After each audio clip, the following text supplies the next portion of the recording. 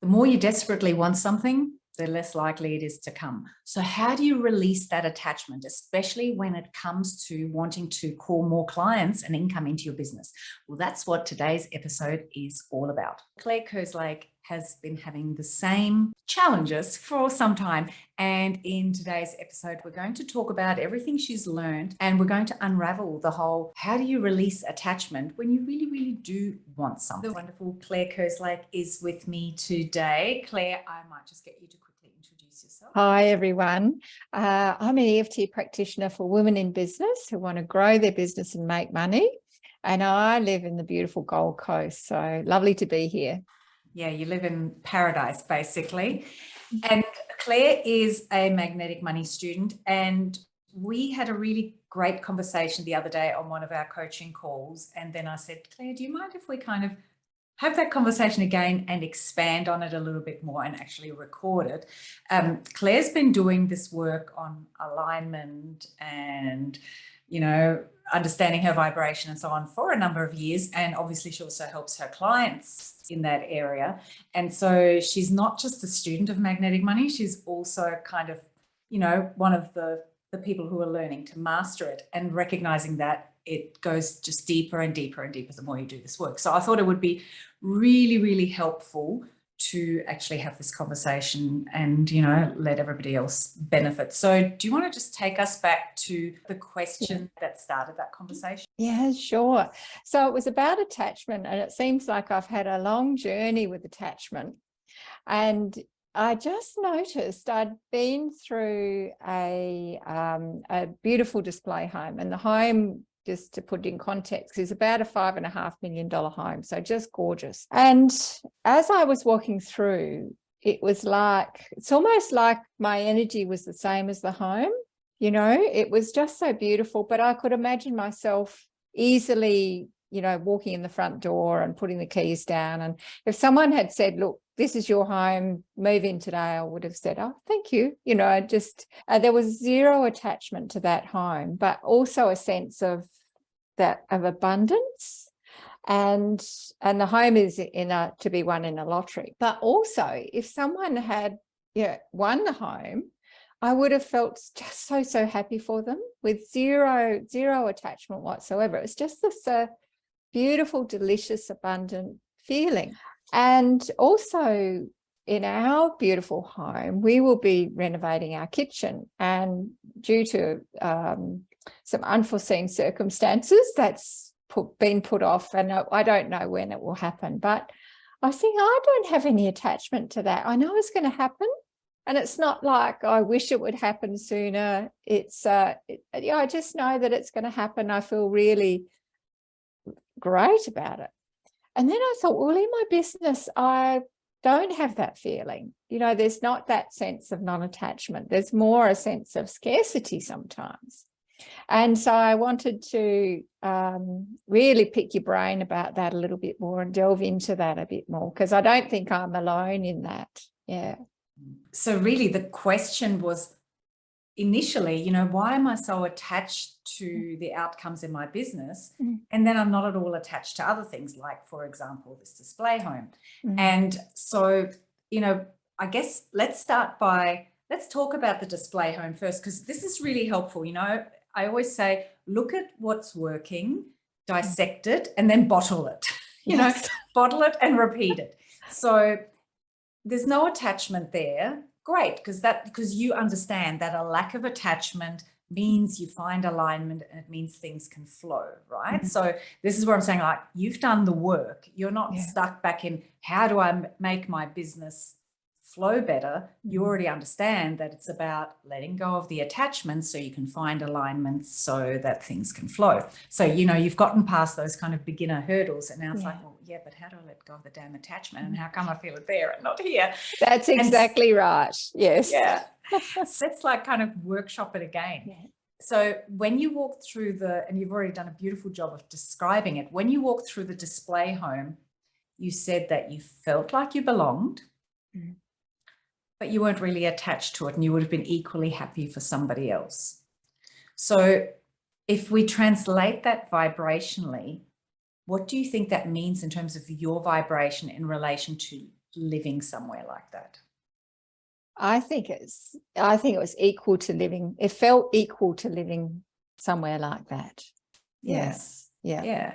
So it kind of shows you that your vibrational set point, let's use that word, or your kind of average vibrational state is around that mark. It just felt natural and normal because, I can relate, and I'm sure you can remember as well, where I would have even been too embarrassed to walk into a house like that in case I got turned away, right? Oh, no, you misunderstand. This is a $5 million home. Yeah.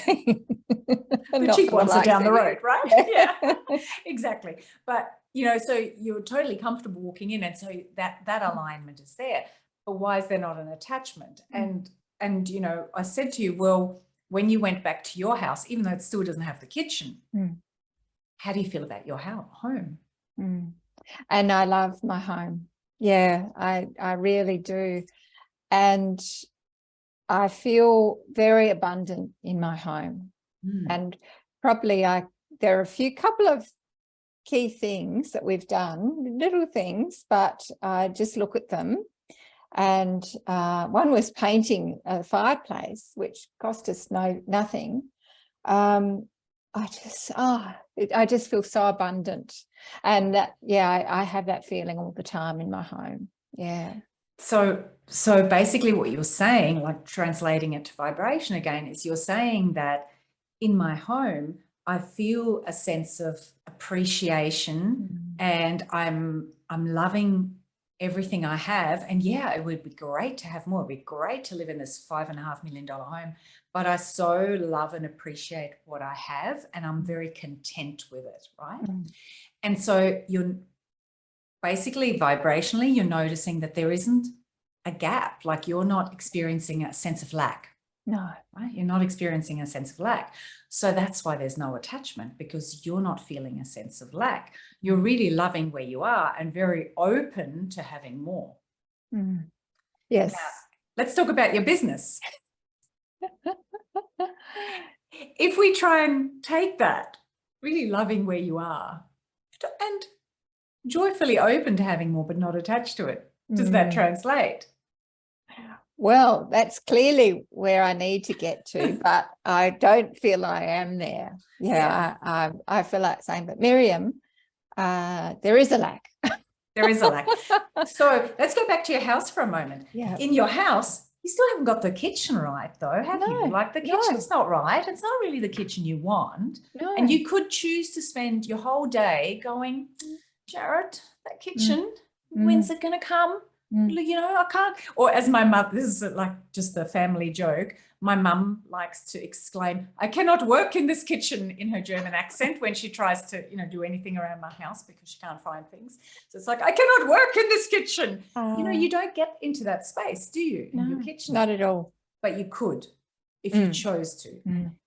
But what you choose to do instead is focus on these even seemingly small and, things that didn't even cost you anything, like painting the fireplace. Like it's such a minor thing. You go to the hardware store, you get some paint and you paint it. I'm sure you did a better job than that. But, it's such a small thing and you choose to focus on it and find the joy in it. Yeah. And so your energy and your focus is on the joy that's in your house and available to you rather than on what's missing.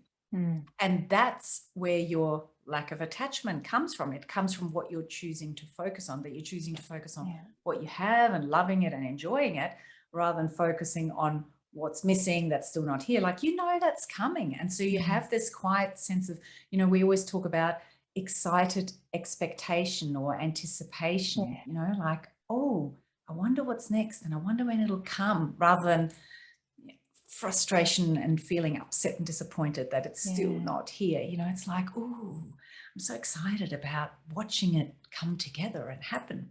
So, I mean, you can see it clearly, right? Yeah. So what do you think would be helpful for you to do in your business to help establish the same kind of energy and focus? Yeah, great question. So it's obviously focusing on the abundance. So the clients that I have now, The fact that I get to do what lifts my heart so much and gives me so much joy and get paid for it, and the hours, I choose my hours, is extraordinary. Like, it's just so, and we were talking before of our mornings, like previously my morning in my job, I had to wake up at 3:30 a.m. It was, and then drive for an hour, and then work possibly for 8 hours without a break, without a single break, even to go to the loo. So the fact that I can, you know, have a slow morning, if that's what I feel like.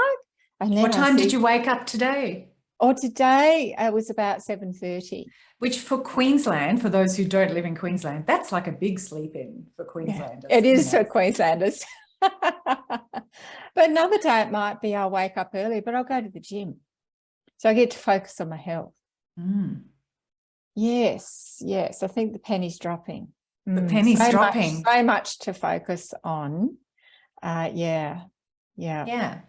So there is so much there to focus on. And I think that, you know, in business, because there's so much brain activity involved and so much, you know, strategizing and the marketing and looking at the numbers, it's so easy for us to get distracted and pulled back into the, you know, looking at what's missing.